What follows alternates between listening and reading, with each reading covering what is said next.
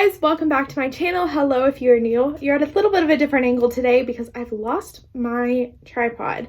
So today we are going to be finalizing the February budget. Now this is going to look pretty cool because we have money being moved over. If you haven't seen my update, I know that some people only watch the setup and the final. So if you missed the middle one, then we have moved money from household maintenance and from my Colorado trip and moved it to my couch fund, which is now turned into a couch/dresser fund, which I will go into a little bit later. Also, throughout this video, I'm going to be asking some questions that I got on my last video, as well as I think I'm going to do a separate video as well where I just talk to you guys, but I wanted to show it within the budget in this case. It has to do with my credit cards and how I reflect it and my bank account balances and all of that. So if you are the person that asked this, or if you're curious about this process, then go ahead and watch the entire video because I'm going to be answering the questions throughout the video. So this will be a little bit longer, but I hope you guys enjoy it. So let's go ahead and get into the February final budget. Okay guys, so looking at my February income, the only difference is a cent on week 3, and week 4, my Rakuten cashback check came in the mail. It was only $11.52, but that makes my total income $625.39 for the week, making my total income for the month $2,735.79. Then we can go to giving. So in gifts, I put $50 in and I only spent $17.42. I got McDonald's for my coworkers. It had kind of been a long day. And that means I have $144.24. Then in giving, I spent $10 on church, meaning I have $20 left. And in other, my grandma paid off everything. Now, I guess the first question that a lot of people have asked me is how I pay for things. So I use a mix of credit card, cash, and things pulling automatically out of my bank. So I have my utilities and internet and things like and my rent pulling automatically out of my bank account, just on auto pay. And I get the statement sent to my email about a week to 2 weeks before the amount comes out of my bank account. So I can put it in my budget and I always know what it's going to come out. So I always make sure I have the cash or the money available in my account. And some people may be like, well, what do you do before then when you budget? And the answer is in my utilities. When we come down to electricity, so I budgeted $100 this month, and then when I found out the exact amount, I changed it. So I always budget high, or what I believe to be high, so I make sure I have enough money. Then for things like my giving, and when I pay my cousin for lawn care, and a few other items, I use cash, just because cash is easier in this case. And then things like my grandma's stuff, she does not have a credit card. I have a credit card. I actually have 2. So this is one way that I don't follow Dave Ramsey. I think I did a video on this. If I did, I will post about it, but I have 2 credit cards. And at the moment, one of them is basically used entirely for her stuff, and the other one is used for my stuff, just so I can keep them separated. I pay them off every single month. So you'll notice that, like, for example, I paid for this McDonald's $17.42 with my credit card. I don't show, you'll notice in the budget, I don't show paying off my credit card because it is in my budget that I spent $17.42 in gifts. So how I make sure to not go into debt and to make sure that I have enough money to pay off the credit card every month is I do not spend on my credit card more than my income. So everything in my budget has to be this number or lower, or it's going to come out of my emergency fund. Everything I have already right here. So I know that at the end of the month when I pay my credit card that this money is in my bank account and that I've already budgeted for it and that it's within my budget. If this is green, then that means it's in my budget, it's accounted for, and it's all taken care of so I can pay it off at the end of the month. But I record the transaction at the time of the transaction. So, for instance, I paid my credit card on the 28th, and I'm recording this as the 24th because that's the day that I bought the item or the food. So that's kind of how I handle it. It assures that there's always enough money in my bank account, that I'm not going into debt. And I don't recommend, now this is just my advice. I obviously am not a professional, and I'm not telling you to do this, but I recommend that if you are in credit card debt or if you've gotten yourself out of credit card debt, that you don't use credit cards until you are absolutely certain you're not going to go back in it. And if it's something that you're worried about, then just don't use them. I highly recommend not using them. Use your debit card. But by sticking within my monthly budget here, I am assured that I am not going to overspend on my credit card. So that's the first question. So next, rent came out as planned. Water was only $28.97. So that right there kind of shows you how that works. It automatically comes out of my account for the amount, but I budgeted over, and so I have $11.03 left over. Gas, electric, and internet all came out as planned. Household maintenance, this is where you'll see the couch being moved to the couch fund. It's $1,000. I also bought some deodorant. I stocked up on deodorant because I almost ran out the last time there was shortages on stuff. So I got about 4 of them, and that should cover me for probably the next year. And then I also bought a wireless charger for my AirPods and my phone. I've been wanting one for a long time beside my bed, so I finally went in there, and I also got a lint remover. Lawn care, nothing. Pet care, I had $50 going in and nothing coming out for $214.05. Next, transportation. So for gas, I only spent $191.72 out of the $250 budgeted, meaning that I had $58.28 left over. Then we have maintenance. I have $100 going in there, so I have $372.44 left up coming up. Now I know that I will have a oil change. I need new windshield wipers once it gets warmer, and new tires will be coming up probably before the end of the year. So once I pay off some other stuff, like do the dresser and the couch, I probably will need to chunk some money into my maintenance fund for my car. Which is another way, by the way, that by having these funds, it makes sure that I have the money in my account. I don't have special bank accounts for my funds. Everything goes in my checking account, and it kind of ensures, for instance, if I paid my credit card on the first of the month before I got paid, or I guess that's not a good example.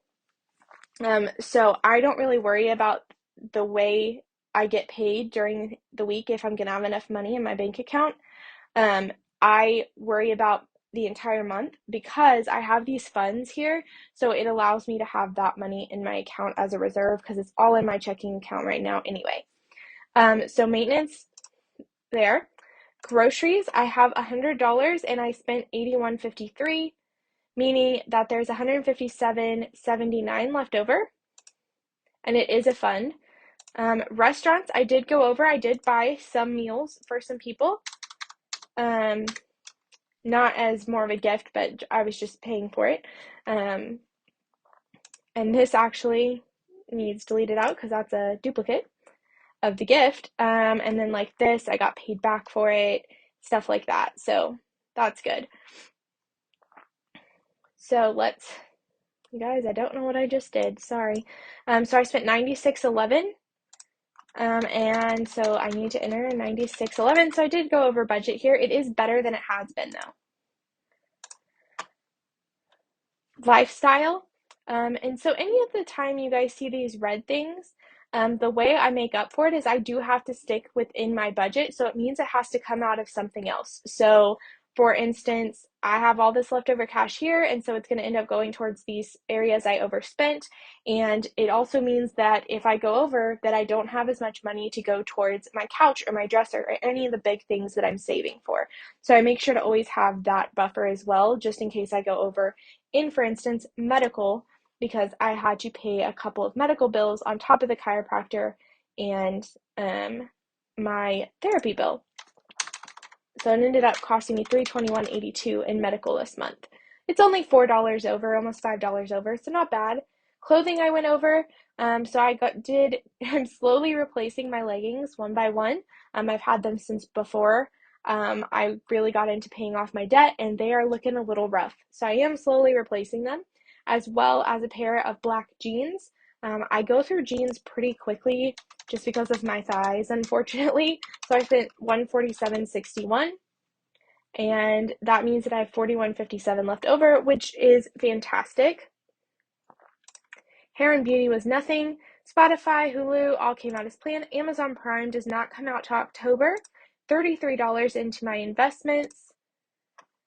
I had another liver test, and that did fantastic, and I had a copay for that. My insurance benefit is higher. I'm trying to get the actual balance on this, but it's only showing as $1,000, and there was rollover from last year.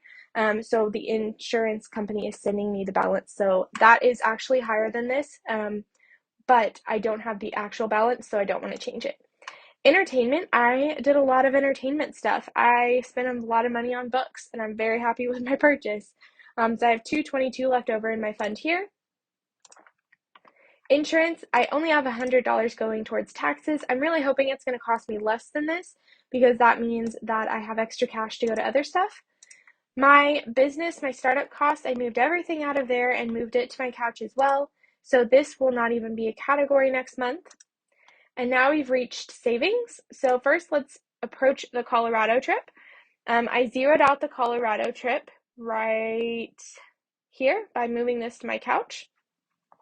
And then I moved $350.22 into my couch, but I have $7.30 left over. So that means technically in my couch fund, I now have $357.52. Now you'll see everything moved in, so I now have $1,736.23 in my couch fund, nothing in my future house, nothing in my computer, $1,000 in this emergency fund, and $1,011.52, and $14,494.83 in this emergency fund. So that brings up the next question. Do I have a savings account? Do I have a separate bank account? The answer is yes. So I have 2 savings accounts and a checking account. So this was a savings account that I've had since I was a baby. So I don't want to close it just because it has pretty good rates. So this is a savings account, and this is the exact balance in it. I only update it when I get a new statement once a quarter for interest, or if I happen to go online. I don't touch it though. So this never goes lower. It only gets the interest on it. And this emergency fund is also in my savings account. So anything in the emergency funds is my savings account. That is my exact balance on those 2 savings accounts. There's nothing else involved. My checking account is where my income and anything else gets deposited and anything else comes out of. So my credit card payments come out of my checking, and my income goes into my checking. And then if I ever add anything to the emergency fund, I move it from my checking to my savings accounts. So these are actual balances, and my checking, I never really worry about the balance in the sense of making sure it's the exact thing and it matches, because if you reflect what you're spending every month here and what is in your funds, so we record our income here. So this is showing exactly what's going into my bank account, and all of the spending is showing exactly what is coming out of my bank account. So this $10 came out of my bank account. And then the funds shows what also is just sitting in my checking account as well. So this money is sitting in my checking account right now. It's not earning interest, but if I decide I need it, I know that it's there and it's sitting there, and I can pull it out of the fund. So it's pretty easy. I don't worry about the balance. I do check the balance, but I don't worry about it being an exact amount and matching something that is listed in my budget, because it just reflects what is going in and out of my account that's already shown in this budget. So if I added up my income and what was in my funds and subtracted everything that I spent this month, then that would be my balance in my checking account. I have done it before because I was curious, and it is correct. I think I had $2 extra, and it just happened to do with the cash that I had deposited, that I had around my house that I had found. And so that was the only thing that really separated the two in the balance. And the emergency funds are spot on down to the cent, because I want them to match exactly. So that is kind of how my funds look and how my bank accounts and my credit cards all work together, and it's all reflected on every dollar. It's really a simple process, and by using the every dollar, you're not going to overspend, and you're going to know exactly what's in your bank account. It does take a couple of months. I do recommend you reflecting your savings accounts balance in as an emergency fund, or if you're saving, for instance, my house, since that would take a while to save, I will probably move this to a savings account as well. Either the same as my emergency fund, so I'm adding this plus this up to reach the balance that's in my current savings account, or opening a new savings account. You could do it either way. But any shorter term funds, I'm just going to leave in my checking account. Okay, so there you guys go. That is my final February budget. It's not as much as I wanted going to the furniture fund, but it is a pretty good amount, especially with the amount of spending that I did in February.